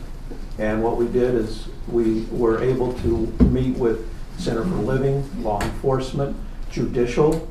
We had Judge Peachy there, and developing the mental health court, which provides incentive for people to change behavior and also the supports. So we know that it's essential to have mental health as a component. We know that drug and alcohol intervention is an important component. And most of all is just faith-based people that needed to be at the table, and they were represented. And we know that we stand our best chance if we work together and we communicate, and that's what we did.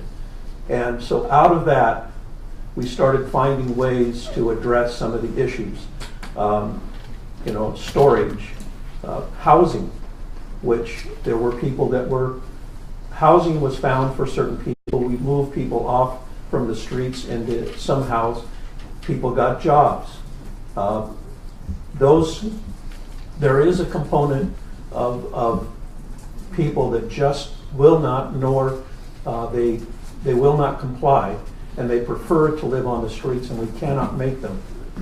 And we cannot make them take medications. So what we have to do is we have to work together, and I'm inviting anyone, of course, to be a part of this discussion, because we don't have all of the answers, and we're looking for solutions because we know that there are people that are hurting. There's pain and suffering going on in our community.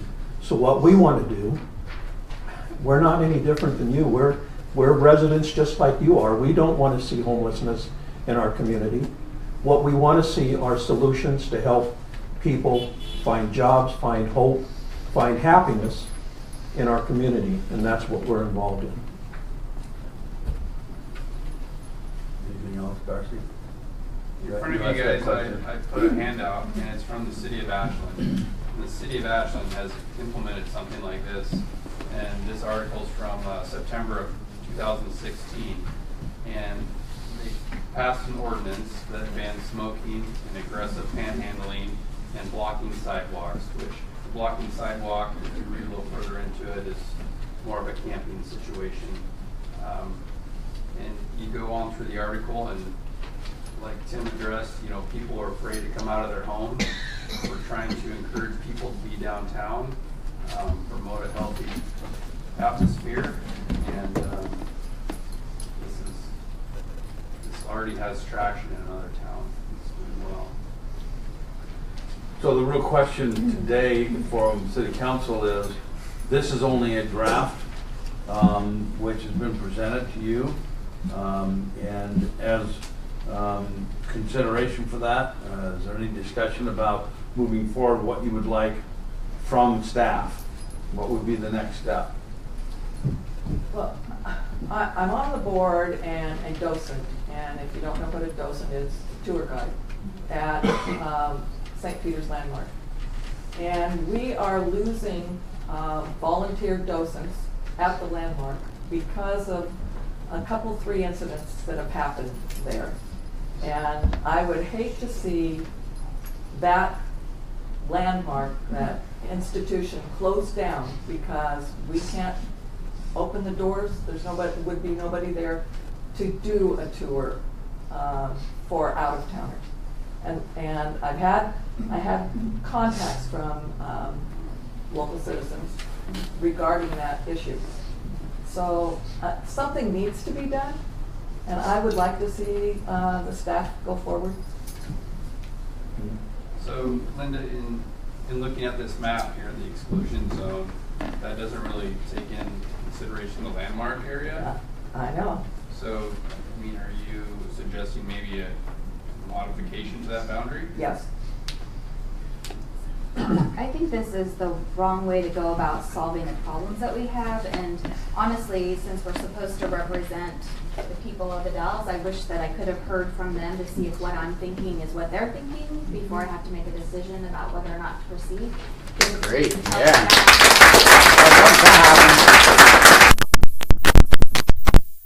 Now if we tell and do something. That's gonna take staff time, that's money spent that could be, you know, on something else.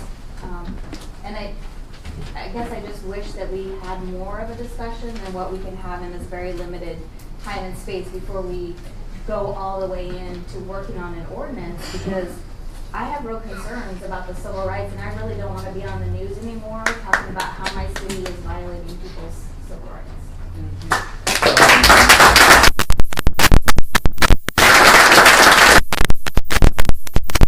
So what's your suggestion? My suggestion would be to open up the meeting and have some public input right now before we vote. We're not voting. It's Well, only a you'll give discussion staff- item. before we give staff The direction. consensus, the question is, what's the consensus? If the consensus is to hold a public meeting, like a town hall, that's one way to go. And at that point, then we would be able to put the word out and get everybody here, people that are for it and people that are against it. To do so now doesn't give everybody the opportunity. So I would encourage something, a different forum if that's what you want. I don't think we could do it now legally anyway. Yeah. We can't declare this a public hearing. Right. We didn't give notice. No. But all I'm trying to get to the end result, so I guess Right. you can criticize my method. But so what I'm saying is, yes, I think that we should direct staff to advertise a public hearing and have that before we propose an ordinance. Okay. Yes. I'm not familiar with this ordinance. I'm not sure if City Attorney Harper or the chief are familiar with the Aspen ordinance. No, I'm not. So I would like a little bit of time to look at that, and based on the comments I've heard so far, I think it might be a good idea if we take a look at that and maybe just have a special meeting where we have like a town hall meeting, kind of like we did for the tourism issue, where people just had an opportunity to talk and give all their comments, digest all that, come back and have another meeting to see where you want to go from that. I know that takes a little extra time, If we but have a I meeting think like we did for tourism, I want to be able to interact with the audience, because I couldn't ask questions during that other format, and I didn't feel like I got everything I needed. Well, that's almost a town hall format. Right. And really, it's listening to, it's more of a work group than a town hall even, because we don't have a capacity to ask questions back in a town hall. Right. It's one way from generally. Right.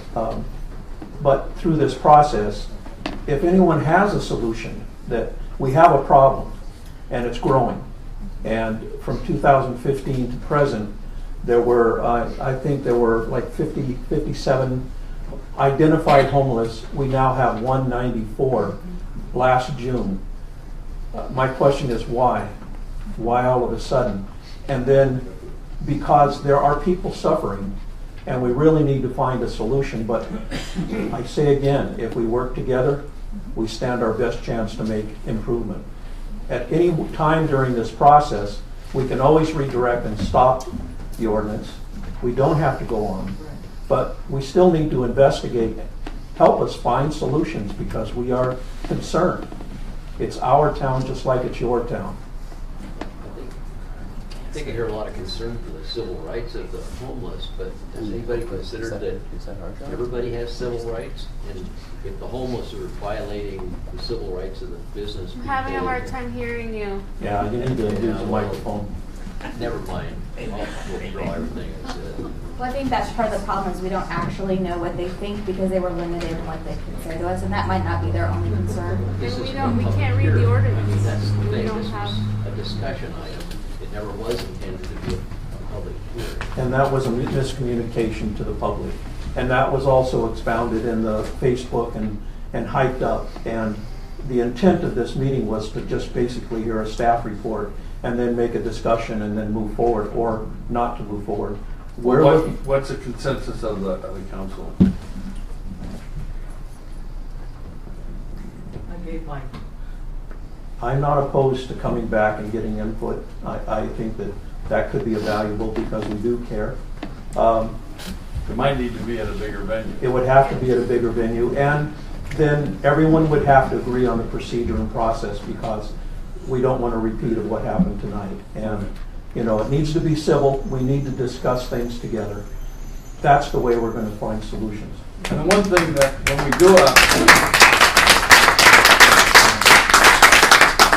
we do a town hall, one of the things that I usually say at the beginning of that is, you know, try not to get up and just say the same thing the last person did. I mean, we hear the testimony that comes in. If you want to say I support that, that's fine, but sometimes we have people saying exactly the same thing the previous person did, and it makes it a real long evening for the people who are participating in the audience and for us listening. So, you know, if you have like a group, get together and decide what you want to say. But I'd also like to give an opportunity to those people who are businesses, for instance, who have concerns and hear from them too. Residents as well. And residents as well. So, I thought you were finishing that. what did Chuck say? I think it was something about being long-winded. Yeah, long-winded. So, I guess I will ask, as mayor, that the city manager look for a venue and an opportunity for us to have a town hall, and think about the methods for getting the word out as much as possible. I do a mayor's report, and the mayor's report is listed on the city website. You can go and read all my past reports. But I was sitting here thinking that, so maybe I'll, in my mayor's report this time, I will talk about the things that we are trying to do to get communications out, and we can talk about also improvements of that. But I want people to know that we have done a lot of things with a newsletter. I go on the radio and I give a mayor's report. We have started the recording and download everything on the agenda, on the meetings, where people can go and find out what's happening. So maybe we need to do one more step, and that's fine. I mean, I'm always willing to listen to that. There's no attempt to try to do anything that's secret. So I'll try to address that in my mayor's report. And yes. So Unless it's not music. What I was trying to say was, I don't think that I don't feel that a town hall style is going to get us where we want, and I feel like we need to do like we did in the Ford leadership, where we have, you know, honestly, the colored stickers, so we know exactly how many people think one way or the other. Because if you don't want people to repeat, and one person stands up and says it, I don't know if that's just their opinion or if that's 500 people's opinion. Yep. So I really feel like I need to get a better sense of how the whole community feels about this. Community vote. the only problem that I'll caution you on is, if you do that, then you just get the opinions of those people who showed. There's a lot of people in the community who don't come out or don't express their opinion, and so it just represents the people who come out. Well, it's representative of who shows up. Right. People who care and want to get involved, yeah. On the street today, as I walked down, I came to City Hall, and there were 3 people that came up to address and talk to me. And I listened, and I heard 3 different good proposals that I had not considered. And that's the power of just communicating. So that's what we want to do. Okay, just so you know, and city manager will come up with a proposal, but what we did with the tourist issue is we had people sign up, and they were called up in the order, and we allowed everybody to talk, and it sounds like Councilwoman Long Curtis wants to be able to have some interaction, so we'll change the format if we need to do that. But we'll come up with something that allows everybody to have input. All right? Is that the consensus of the council? That's my direction. Okay. All right. Next item on the agenda is something else. It is redesignation of the Dalles Wasco County Enterprise Zone. So, report from the Queen. Thank you for coming.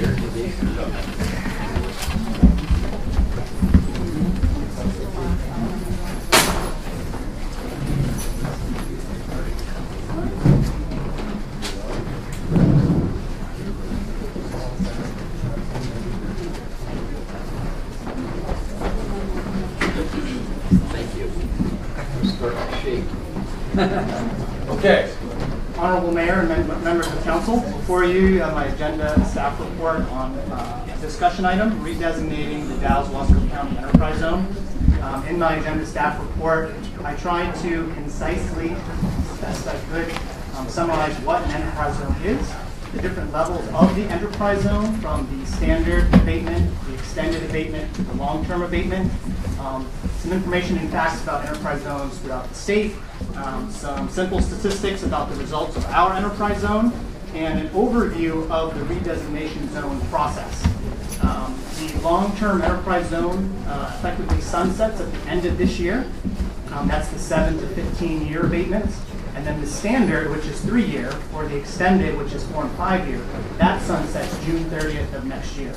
And so if there's interest in exploring the option of redesignating the zone, we would let Business Oregon know that intent early spring, and then go through that process. That would involve conversation with fellow taxing districts, the county, and looking at the different eligibility criteria that we may need to fulfill or fit into to redesignate the zone. So specifically, my question is, we're told that we have met the sort of the criteria for the existing enterprise zone. How would that criteria change? So in my conversations with Art Fish, who is the Business Oregon staff person who focuses on the enterprise zone, there are some specific criteria, measures that we may not fit, but there's also kind of a last paragraph catch-all that says, and any other data that can be presented by the sponsors to fit that criteria. And so the feedback I got from the Business Oregon representative was that that's a definite maybe, that we might be able to. So before staff took a substantial amount of time to go through that process, to meet with taxing districts, meet with partners, we wanted to get input in the consensus of council as to how they would like to proceed. If we didn't continue the long term, will we have to still reapply for the standard or the extended? So they come, it's kind of all or nothing. So if we have an enterprise zone, it's standard, extended, and long term. Okay. The standard is the 3-year, and if applying business is eligible, they get that abatement. The 4th and 5th year has some local negotiated component that we talked about at a recent resolution. We set up some guidelines for that negotiated component. And then the 7 to 15 year also has a negotiated component. So we get all three, but there would be some leeway in accepting the extended or the long term, I guess is what I'm saying. Okay. What's the council's preference? I guess staff is asking, do we go ahead and do the work in that direction? Yeah, I'm a little lazy, I guess. We want you to have more work. Yeah. I'm in favor. Likewise. Yeah. Yeah. All right. Sounds like you got to go. Thank you very much. All right. So, nothing more on the agenda for today. This meeting is adjourned.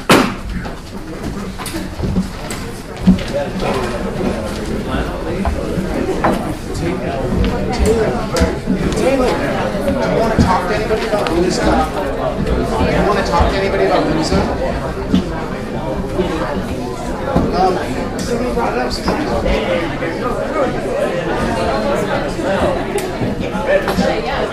How would any